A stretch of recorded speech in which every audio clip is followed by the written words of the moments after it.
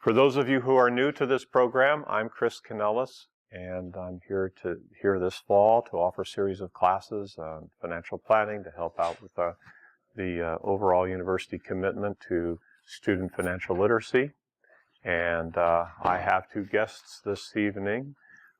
Chris Andrews, who is first class, will be talking a little bit about life insurance tonight, and Johanna Infantine, who is from Cardinal Care. She represents Cardinal Care, and so will speak about Cardinal Care as it relates to the health insurance space, and we'll fill in a little bit more of that as we go along. I'd remind you that we have 3 classes left, all equity investing, real estate, and retirement planning. We'll have some guest speakers there to provide some interesting expertise in those areas as we present those programs. But tonight is all about what can go wrong about risk management. And so I want to begin with a story. And as I do the story, I want you to think about, again, this question of what can go wrong. So students, as you know, are getting brighter and more confident and creative every year here at Stanford. And so the other day, a student came into my office and asked for an extension on their assignment.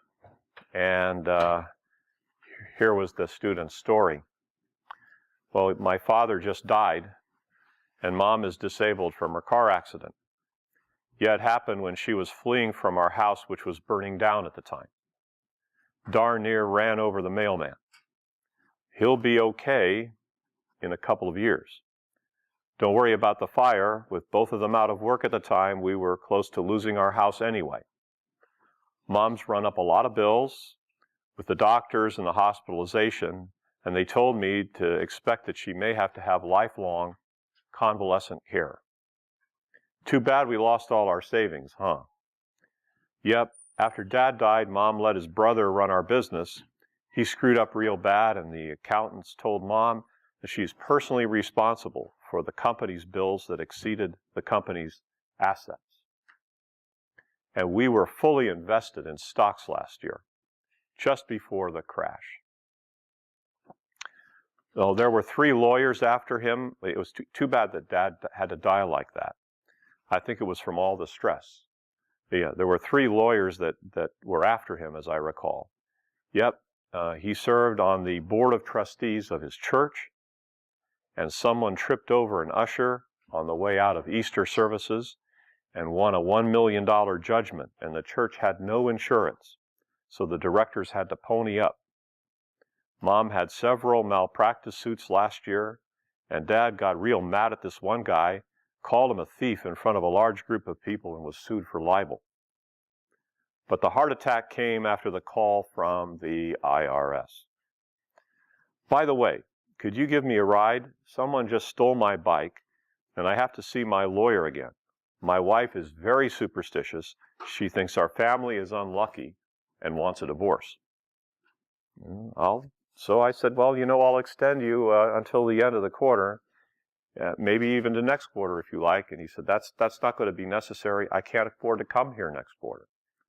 So I'll just get your assignment in by the end of the quarter. And by the way, son, what did your dad do for a living?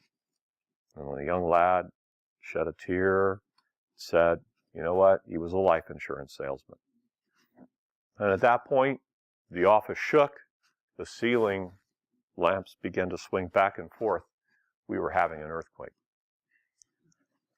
So, from this exercise, just to kind of remind you, what can go wrong? What are the things of life? What are the things of life that you worry about and that you seek to have transferred? The risk, the financial risk of these events occurring in your life need to be transferred, and you'd be willing to pay someone to take them off your hands.